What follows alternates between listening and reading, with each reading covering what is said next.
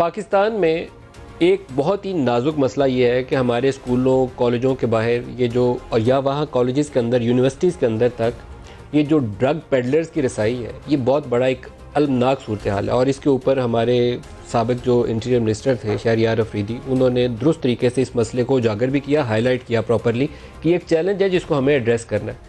लेकिन इस तमाम मामले के अंदर जिस एजेंसी का लीड रोल है उसकी अपनी क्रेडिबिलिटी एट स्टेक है राना सनाउल्लाह के केस के हवाले से। इस इदारे का काम ये होना चाहिए कि पाकिस्तान के गली कूचों तक इसकी रसाई हो और मेक श्योर करे कि कोई ऐसा कोना नहीं हो पाकिस्तान में, कोई ऐसा शख्स नहीं हो पाकिस्तान में जो ड्रग्स में इन्वॉल्व है, जो हमारे बच्चों का, पाकिस्तान का मुस्तकबिल तारीक कर सकता है।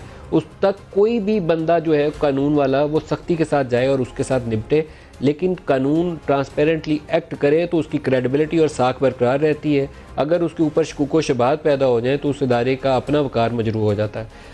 इस सारे केस की राना सनाउल्लाह की बुनियाद पड़ी थी उस दिन जब दावा किया गया एक प्रेस कॉन्फ्रेंस के अंदर और पूरी तफसील बयान की गई कि हमारे पास तो तमाम एविडेंसेस मौजूद हैं, वीडियो मौजूद हैं और तमाम सबूत मौजूद हैं। और ख़ुद DGANF शहरियार अफरीदी के साथ प्रेस कॉन्फ्रेंस में मौजूद थे, सिर्फ मिनिस्टर नहीं थे। सियासी लोगों को तो कहें ना कि सियासी लोग हैं, सियासी बयान दे के चले गए। तो एक इदारा जब पोजीशन लेता है तो इदारे से आप तवक्को रखते हैं कि पूरे सबूत भी आपको देगा। आज प्रोग्राम के आगाज़ में मैं पहले वो दोनों क्लिप सुनवाऊँगा आपको और फिर अपने मेहमानों की तरफ आएंगे और सवाल जवाब पूछेंगे कि आज हम कहाँ स्टैंड करते हैं ज़मानत होने के बाद। पहले शहरियार अफरीदी साहब ने क्या कहा खाएगा। राना सनाउल्लाह साहब के हवाले से जब बात शुरू होती है तो फैसलाबाद में एक अरेस्ट होता है एयरपोर्ट पे।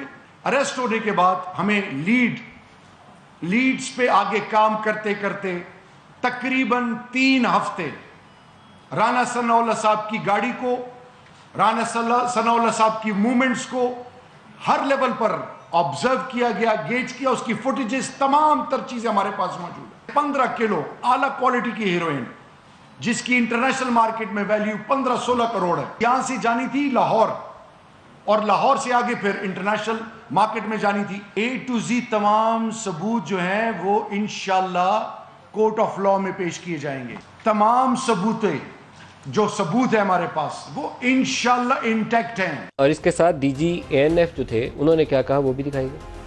We had sufficient proof, sufficient evidence. जब आपका सफिशिएंट प्रूफ और एविडेंस हो तो आप यू डोंट माइंड के लिए बेशक जुडिशियल रिमांड में चला जाए।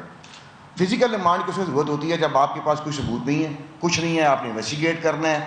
और इस सूरत में यकीनन जिस तरीके से ये बनाया जा रहा है, यही बनाया जाता है कि फिजिकल रिमांड ले लिया गया है, अब जो कुछ नहीं है वो भी डाल दिया जाएगा।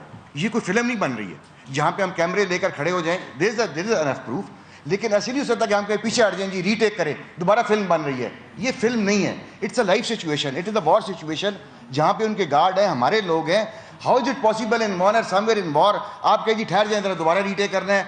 एनीवन, खालिद, तारिक, कासिम, प्लीज जी ब्रीफकेस दोबारा पकड़िए, मैंने फिल्म बनानी है। आप जरा बैठ जाएं, मैंने फिल्म बनानी है। इट्स अ वॉर सिचुएशन, हज़ारों लोग वहाँ पे इकट्ठे हो जाते हैं, गार्ड्स हैं, दुनिया खड़ी है। अंडरस्टैंड इट कि इट इज़ नॉट पॉसिबल। ये वो बयानात हैं जिसके ऊपर पूरा केस खड़ा है और इस केस के ऊपर जब राना सनाउल्लाह की ज़मानत होगी तो उनकी फैमिली क्वेश्चन कर रही है, खुद चैलेंज कर रही है कि बताइए सबूत किधर है।